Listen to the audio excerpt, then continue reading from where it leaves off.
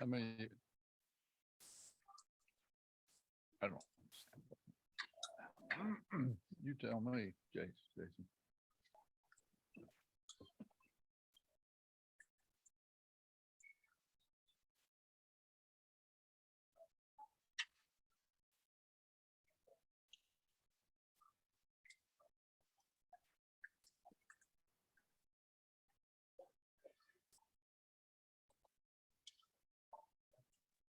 Good morning.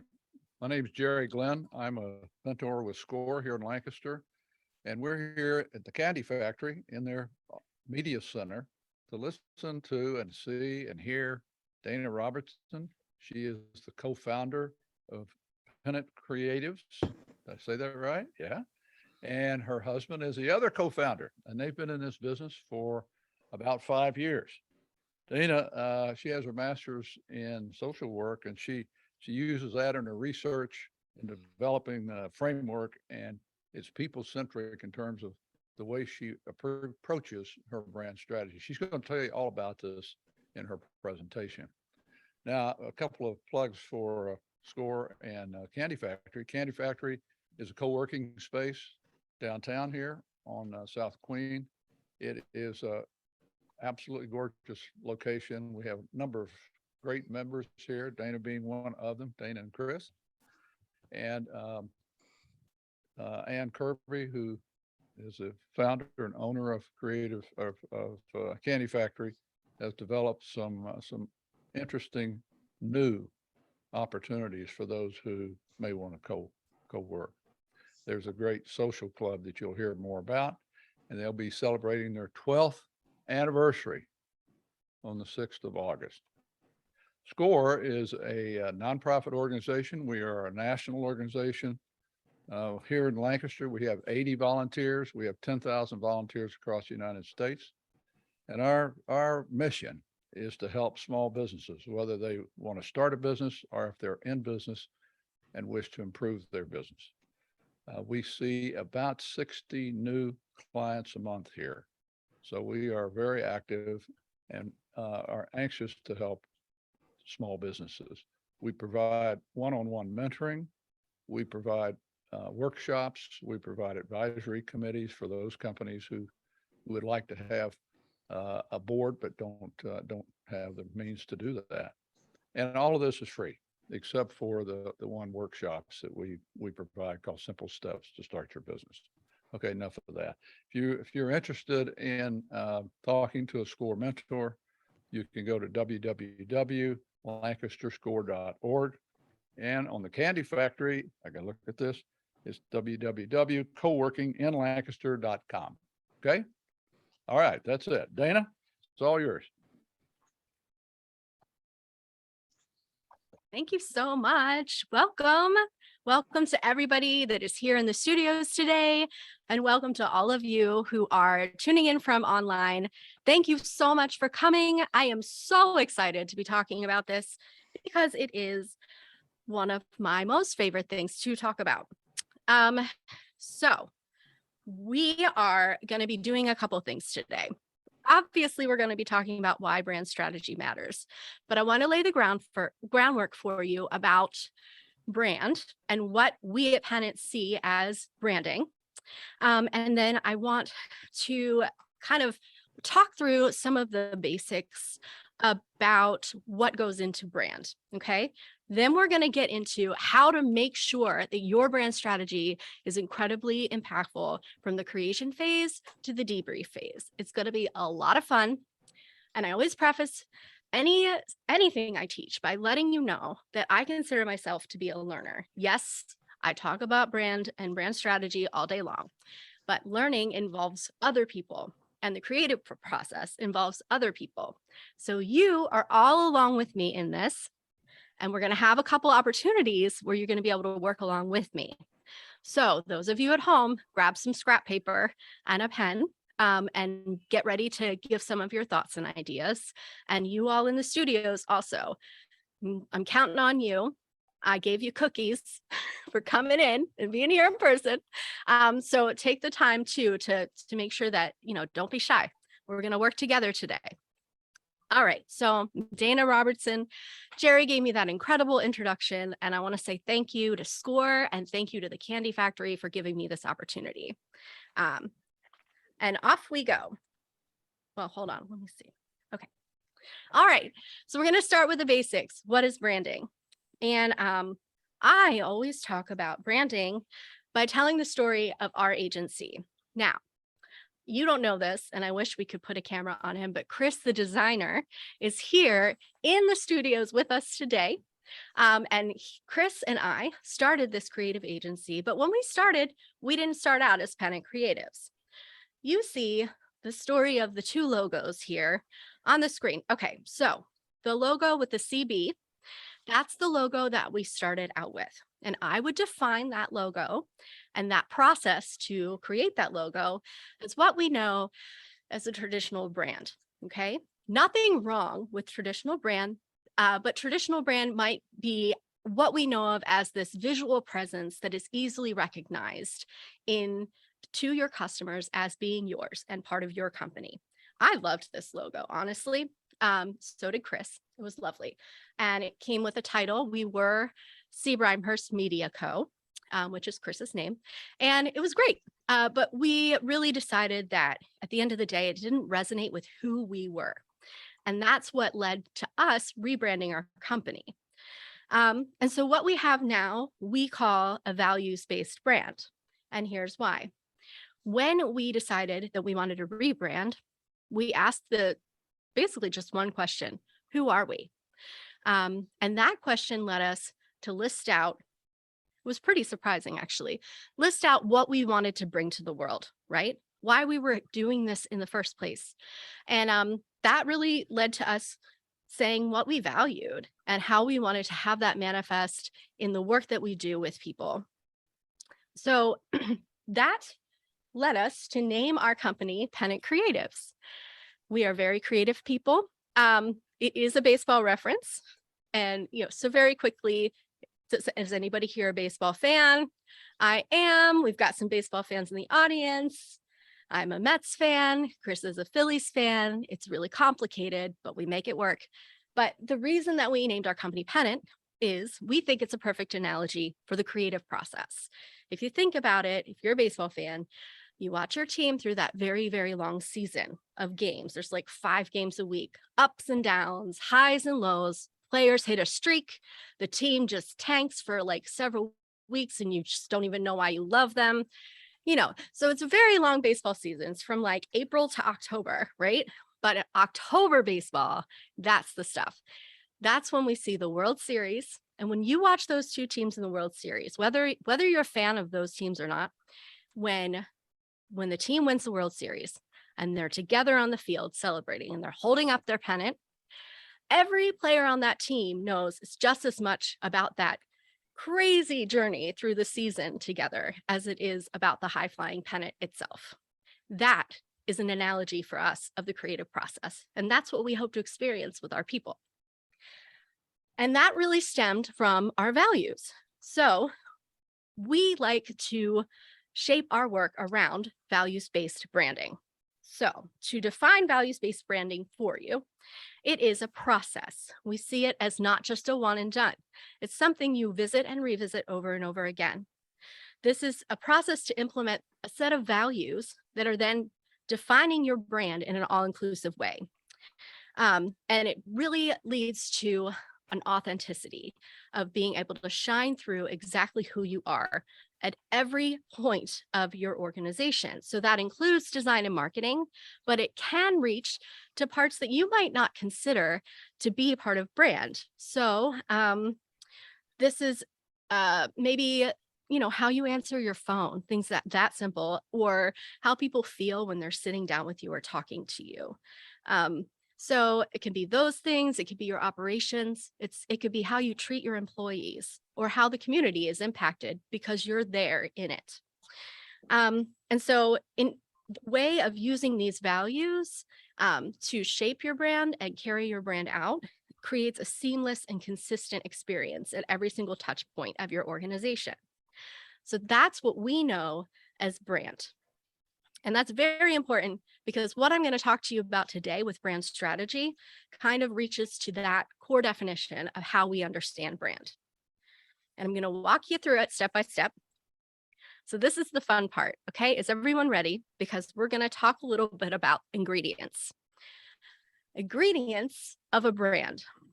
Okay, really in the marketing world, I think they're called attributes, right? Attributes, ingredients. I'm probably going to use both when I'm talking today, so just get ready for that. But so these are some different ingredients of a brand, right? Of course, your mission, your vision, your values, those are the things that sometimes when you start your business, you're like, this is what I want. This is who we are. That's awesome. That's an attribute. Any of those mission focused actions, the tone that you speak with in person or in writing, the way that you include or don't include certain people, certain target audiences or the people that you hire, those would be part of your brand. And I always talk about the lived experience. I think it's so important to think about the experience that people will have when they're with you, with your business, with your employees, or experiencing something that your company provided, a service. So this is a list of different attributes. I would encourage you to, can anybody else think of like an attribute that is pretty unique to your business that that you'd like to call out or say?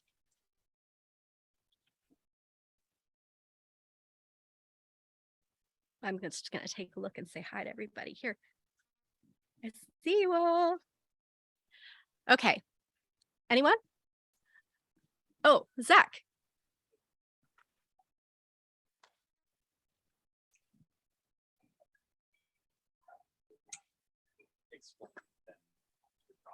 Yeah. Yeah, absolutely. Yeah, process is incredibly important. It's because it's like literally you're walking with somebody through the entire thing. And how does that make them feel? And it's like hard to get right. Like you have to really refine that and understand it. I agree. Thank you, Zach. All right. Well, if there's no one else, that's okay, because we have more opportunities in the near future to jot down some notes and think through some things. And we're going to work on this together. So, all right. So I I like to sometimes take my own mind out of a box when I'm trying to understand my attributes, right? Because it's one thing to list your attributes, but it's another thing to define them. And a well-defined list of attributes is extremely important, as you shall see in brand strategy. Oh, but before we get to that, I got ahead of myself. Okay, this is actually the most like a very, very important part. Something I promised everyone that we'd go over, and it's going to be very important also. So the secret sauce of your brand, okay, and this is from our Pennant perspective, usually involves two things: people and values, okay? Now, this doesn't necessarily mean that all of the people that your brand is impacting are included in the secret sauce, or all of your values are in the secret sauce. Usually it involves like one person or group, and one value, or maybe one or two, but that's about it. But that's your secret sauce. And this can change, as you morph and move your brand strategy. But usually when you start out, it's pretty clear, like this is my secret sauce: people, values. Okay. All right. Now, with our understanding of attributes and our understanding of the secret sauce, people and values, I need a little help with something. I have a new client, and this new client is a sugar cookie, a plain, delicious, glistening sugar cookie. The sugar cookie is amping up for the busy holiday season, where we know that sweets shine and they're at the forefront from like Halloween to after Valentine's Day. Okay, sugar cookie needs to gear up and make sure that he or she or they is reaching the person that needs a sugar cookie. Okay. Now, I see you all smiling. I see that there are some of you potentially smiling on camera. Roll with me here. Okay. It is really important sometimes to get yourself out of the box and think creatively. So we're going to think of this sugar cookie as a person, all right, who needs to reach his people, his, her, their people. Okay, so I have a bunch of list of questions here that I'd like us to think through. We are not going to think through all of these questions. So how about we first really look at like, who is the sugar cookie? All right, so if you sat down in front of the sugar cookie, what would they be like, right? We can give them a name. Somebody in the audience, shout out a name for a sugar cookie. Gerald, the sugar cookie. Awesome. Okay, so Gerald, what would Gerald be like? So let's jot down, like, just to yourself, think about that for a second, right? How would you feel when you sat across the table from Gerald, the sugar cookie, who was anticipating the start of the holiday season? Okay. And what would Gerald be thinking about? In Gerald's mind, what does he need to understand or think about? Okay. And who does Gerald want to talk to or meet with right now? And specifically, because I feel like the obvious question here is cookie enthusiasts, right? Probably. But like, who specifically needs Gerald of the list of cookie enthusiasts? Oh, hold on. We're gonna discuss this for a little bit. Okay. So these are the types of questions that are incredibly helpful sometimes to either personify your brand. Okay, so my method has a madness, or sometimes it's even like looking at individual people to understand their lived experience. Okay, so this is kind of an exercise to do that. We're going to continue with that, and we're going to see, like, as a group, how we're understanding this. And I think the biggest question too is, Gerald, how would Gerald, the sugar cookie, relate to people who are looking for them, right? How would they do that? And so, there's a lot of different ways, but let's think through that. So you all have, I actually see people on the screen that are writing things down and taking some time to participate. Thank you guys so much. You all are rock stars, and also in the audience. So I'm going to give us a second to just talk briefly about this. So first question would be, like, who do we know? Like, who are we thinking that Gerald would want to spend time meeting with? Anybody have any ideas about that? Go ahead, Grace. Someone who sells milk. Cookies go great with milk. That is incredible. Grace said to think about talking to people who sell milk. Incredible. And so we need to really understand, like, the people who sell milk and how he's going to talk to them, that type of thing, right? Okay, good. Do we have any other from the chat room? Kristen says bakers and store owners. Bakers and store owners. Incredible. Yes, Gerald definitely wants to have coffee with bakers and store owners to talk about his cookie and all of that he has to offer. Okay, I love that. How do you, what do we think? I feel like this is a little bit of a challenging question because we need to kind of have Gerald the sugar cookie sitting in front of us to really understand Gerald in his essence. But how would Gerald relate to people who are looking for him? How do you envision that he would?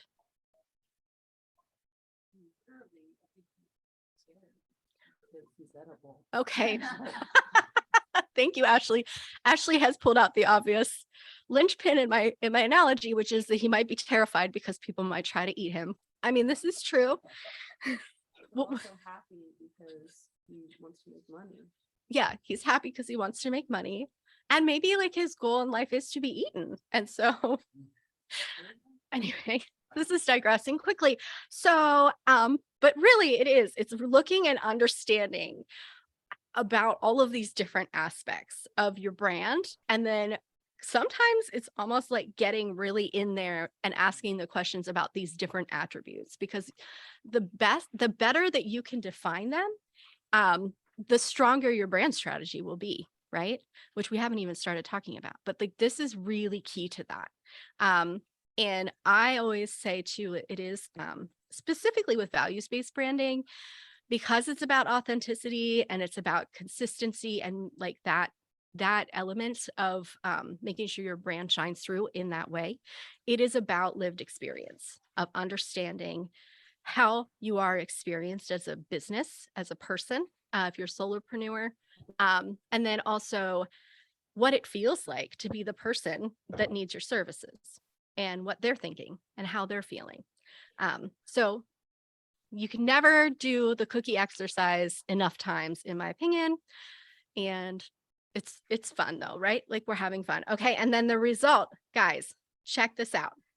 Here's the thing. How the sauce is spread, right? Because this is the most important thing that we're all here for. Now, I will thank Chris, the designer, for this lovely illustration, which he's cringing at, but he's, you know, he's just very humble. So your brand is the cookie, right? All right, your secret sauce is what again? Values and people. Good job, everyone. And that's our sauce. Actually, it's probably icing if it's a cookie though, because sauce is kind of like be kind of gross on a cookie. There you go. And then your brand strategy is the knife.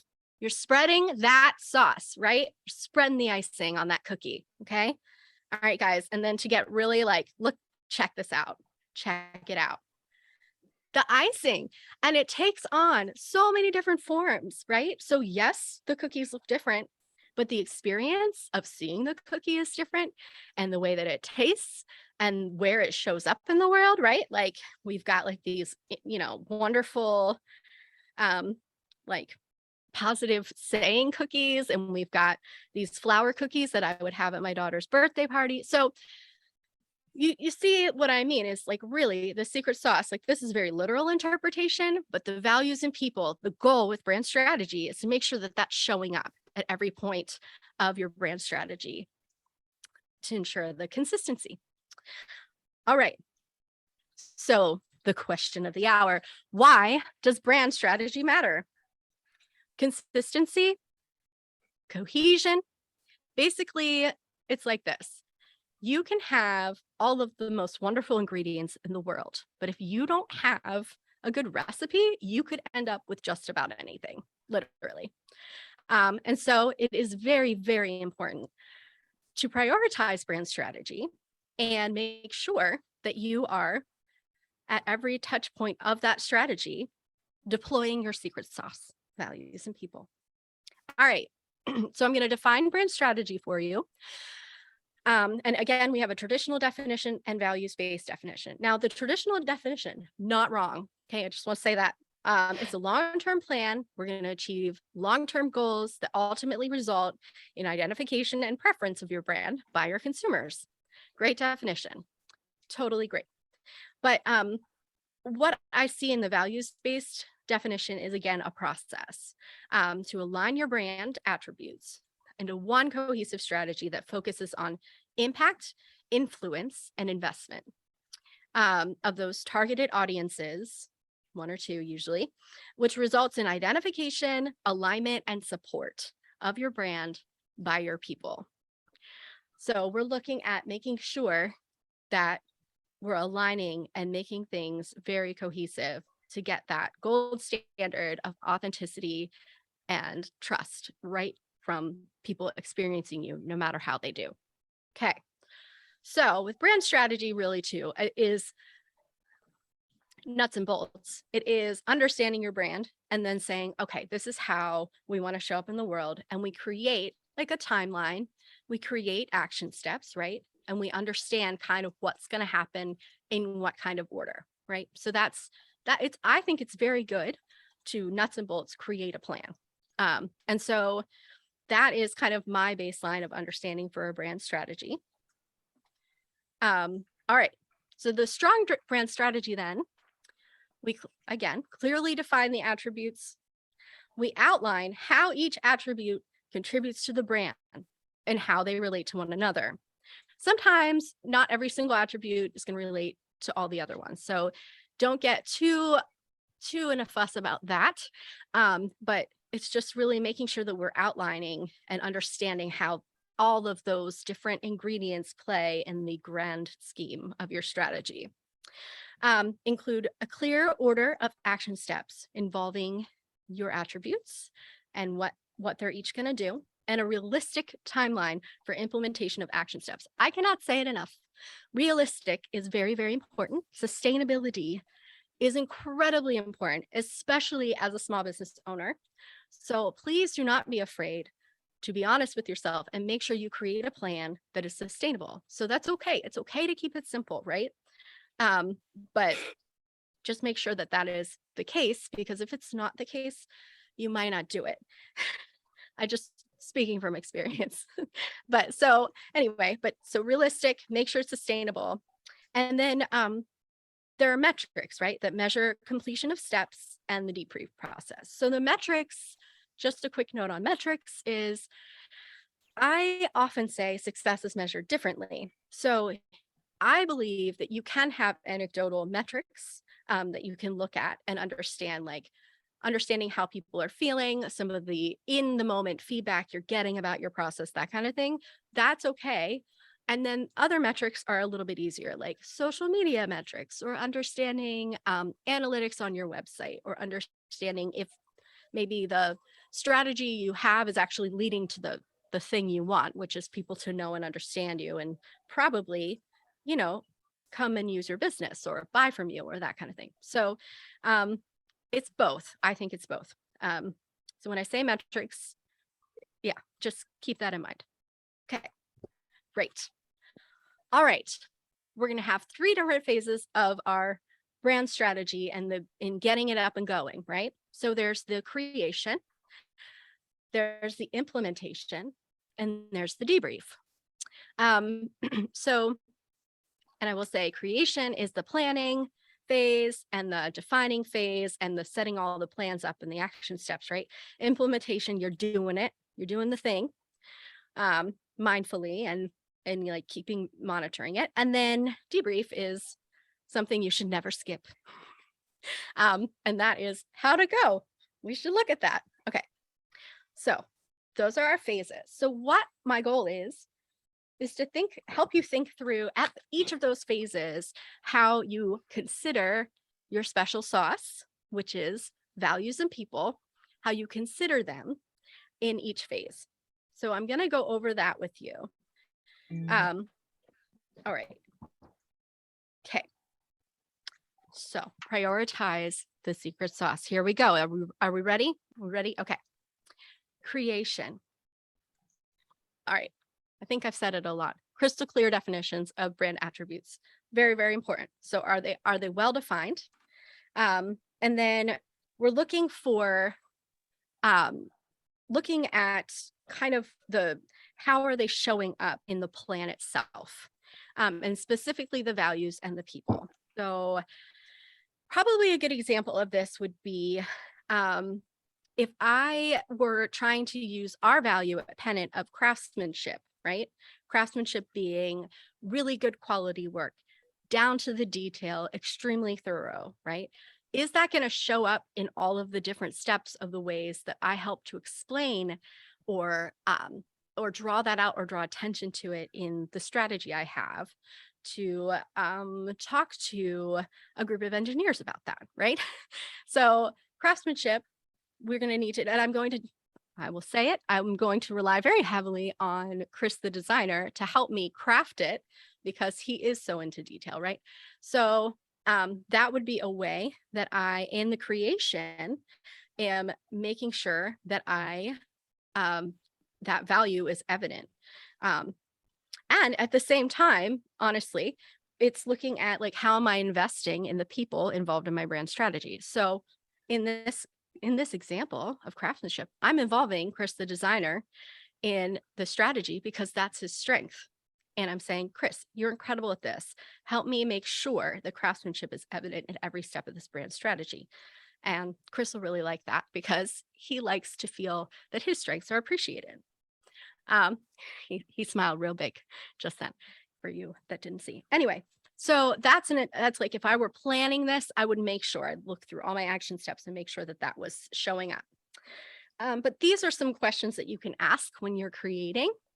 And I'm sure that there are other questions, but these are probably the most important things you look at with creation. All right, implementation. Now, as we all know, when you implement something, a number of things can happen.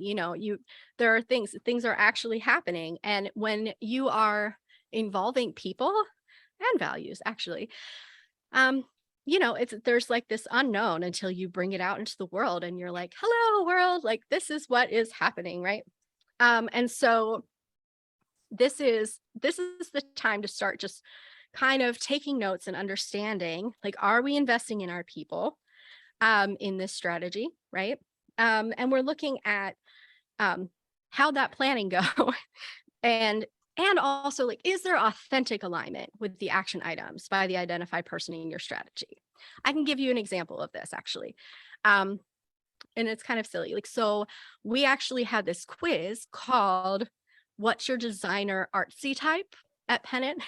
And it was really fun to put together and create, right? Like, I had a ball doing it. It helped to highlight different personalities of creativity.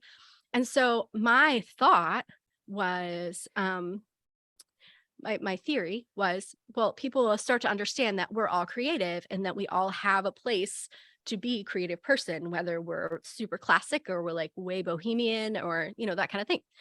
So we let it out into the world, right? Not knowing like how it was going to land.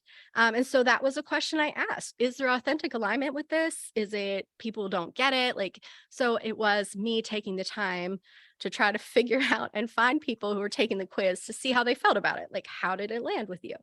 And so that was a way that during implementation, I could look at that and really understand it. And then look at the values again. I mean, I feel like it's always like, look at the values. So, I mean, obviously in the, maybe not obviously, in the artsy type quiz, I think our value was creativity. And so it was helping that value to shine through in who we were, but also helping people discover it for themselves. So I was investing in having them take away something of understanding about their own creativity while also showcasing who we are. We are creative and we like making up silly quizzes, as part of our creativity. So that's kind of an example. These are some questions that you can be asking, though, for implementation. All right, guys, listen, debrief. All right, this is what you're going to do. If you're going to do a brand strategy, even if it's like a year-long brand strategy or something, just trust me, you need to put like a little hour block or 2-hour block in your calendar, 90 days in, and then another 90 days in, and you need to sit down with whoever and debrief about it and see how it's going. Okay. So do not skip this part. And I'm preaching to the choir of myself right now because it is very easy to do when you're a busy business owner, but it's real important to do. So that's my first thing is like, don't skip this. Because it really is probably one of the more important things to do to make sure you're keeping that secret sauce at the center of that strategy, right? But okay, so we're looking also at the impact and influence. So in hopes that it's going to be tied to the authentic alignment that you're wanting people to resonate with, right? But like how Bob Ross says happy accidents. Sometimes in debrief, we discover something we didn't realize, and that's okay too. Like, that's okay. That's why I feel like brand is like this moving organism, because sometimes you learn something surprising about your own business because you're out there interacting and being who you are in the world, and you see something cool and unexpected. So just be ready for that. Sometimes A plus B does not equal C, and that's okay. Also just like take some time to look at the metrics. If you don't have numbers, that's okay. Let's try to pull from what you do have from your brand strategy and look at that and see, like, if all you have are reviews or just comments, or you're emailing a couple stakeholders that and saying, hey, how did this land with you? That's great. Look at it. What are the themes? How did you understand that? Okay. This is going to help you because then you can tweak what you need to. If something landed a little differently, or it was a little, not necessarily what you thought would happen, then you have the opportunity to figure out, like, how do we pivot and still use this incredible thing that we're doing and keep going and keep working on our brand strategy. And that's a real important piece because it is a process. It's not just a once and done thing that you just put out in the world and walk away. All right. So I put a lot out there, and I would love any questions you have. Are there any questions at all?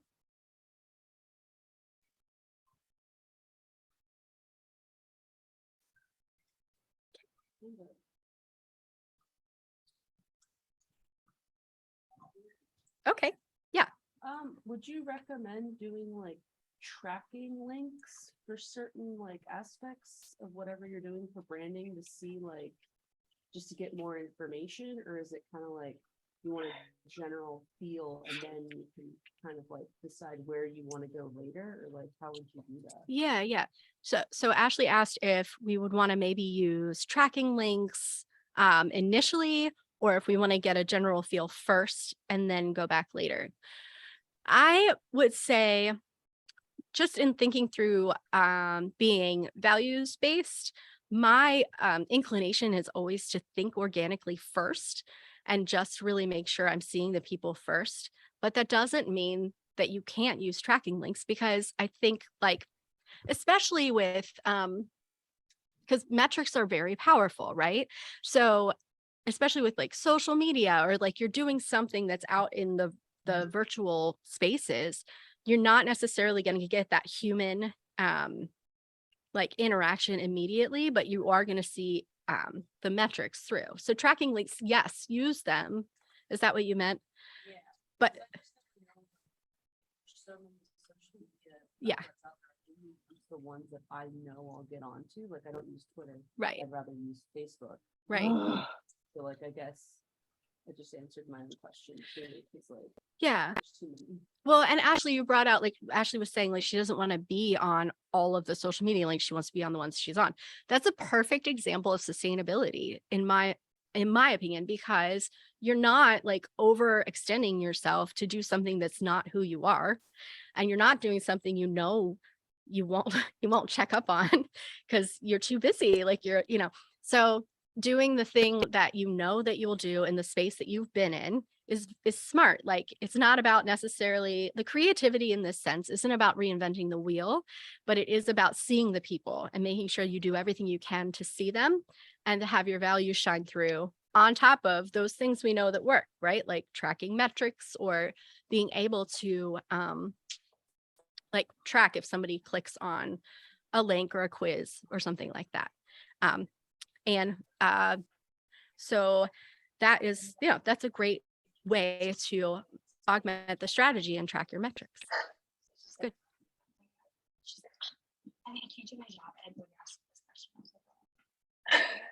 Any other questions at all? It's okay if you don't have them. Okay, I want to see all the faces. Hold on. Okay, great. Really? Mhm. So I guess some of the people here I with can't wait. principals, even in a financial type industry, Mhm. because that's what I'm in, like Yeah. insurance and financial. Yeah. But the branding part, it's kind of interesting because you do have competitors out there, and some of them in my focus, they only come out at certain times of the year. Mhm. But I'm there all year. How you distinguish yourself and how you brand yourself Mhm. from them. I mean, if somebody sees your brand, that's like, okay, these folks aren't here up until 3 months, and then, but I'm always there. Yeah. And also branding to like human resource departments, that they would come to us as their go-to when their people are retired. Yeah.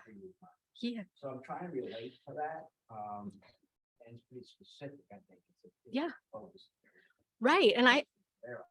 absolutely. Yeah. And that's the thing is, because it's you, right?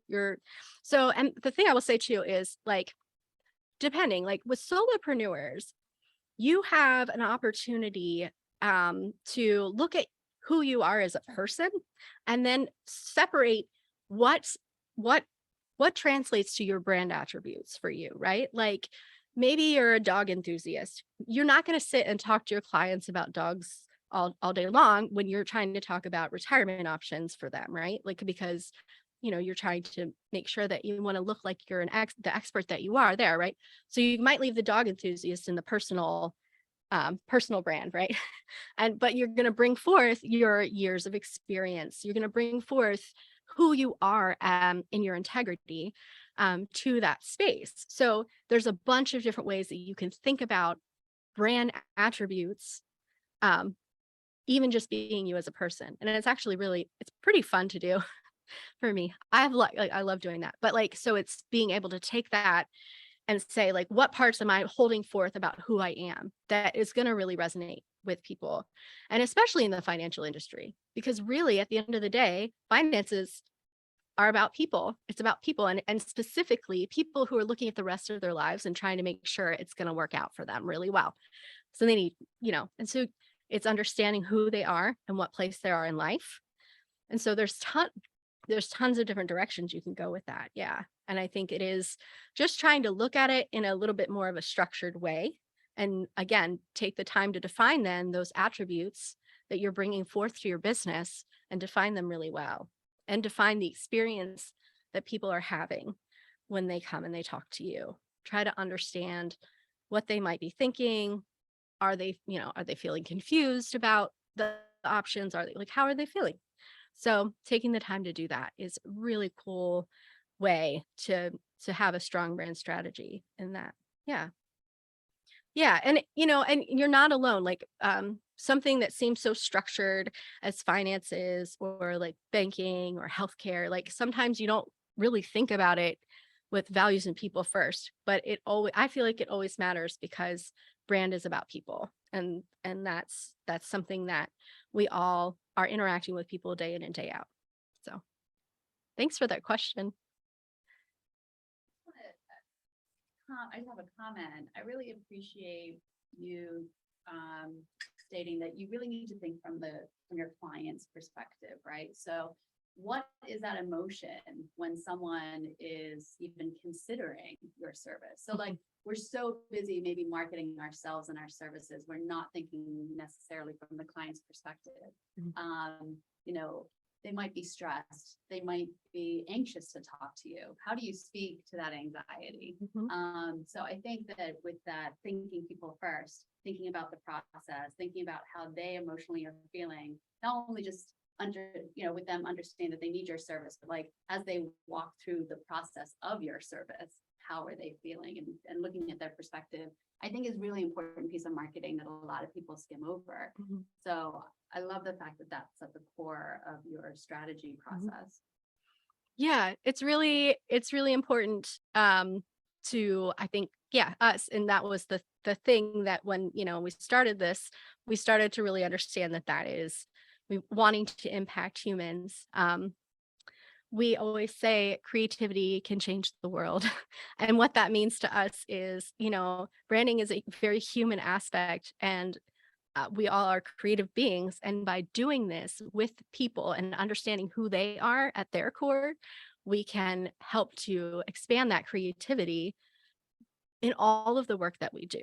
And I believe that for every business. I believe whether you're a financial advisor or helping with insurance or running a cleaning company or doing SEO, that impact can happen just by being who you are and connecting directly with humans and understanding them. Any other questions at all? You can, but while we're waiting for that, just have a QR code for those of you online. I have a worksheet download for you because I provided that here, and it's just like a little cheat sheet that you can use to write down some of your brand attributes and some of the notes from today's presentation. So please download that and use it. And also, there's a link if you want to have coffee with me to continue this conversation. I love having coffee, and I'll host you anytime at the Candy Factory. You can come co-work with us. It's very fun. So wanted to give you that. And then I think that I would like to just kind of close with bringing the point home of that basically, when you're able to see brand, not just as a marketing tool, but an opportunity for impact, investment, and authentic alignment, it can be very powerful. Yes, we're all running businesses, and that means we all need to get out and make sure that we're keeping our businesses running by making money and interacting with people who will buy from us. But there's something deeper going on right now in the world of branding that really we all have the opportunity to tap into. And that's really about connecting directly with people and understanding their experience, and then helping to use that experience in our brand authenticity so that we can connect directly with them and bring, yes, things to our business, but also the ability to impact one another on a human level. I have this quote, strongly recommend this podcast. It's the Dare to Lead. It's actually a parcast with Brene Brown, who's a hero of mine. If there are any social workers out there, you know, Brene, she's a social worker, and she does all these incredible interviews. So she interviewed Debbie Millman with Why Design Matters. She's a branding expert. She teaches branding at a school in New York, and she wrote this book that influenced the title of this, called Why Design Matters. But she basically talked about how brand has been around for hundreds of years, right? We have literally, like in the caves of Lascaux and with our religious symbols or flags, we've been mark making as humans forever. And then all of a sudden, right, advertising comes in and we start putting labels on things and we use it as this marketing tool. But at the heart of it, there is this movement of brand to actually literally create movements and impact one another on a human level. And so I loved this quote that she said, really on its very best day, branding can and should be a manifestation of a profound manifestation of the human spirit. I encourage you to check out that podcast. It's great. But that is me. And this is Chris, the designer, and he's also in the audience. But connect with us. I am here. Would love to have coffee at any time. But thank you all so much for attending. I hope you can take things away and use this in your own brand strategy. Thank you.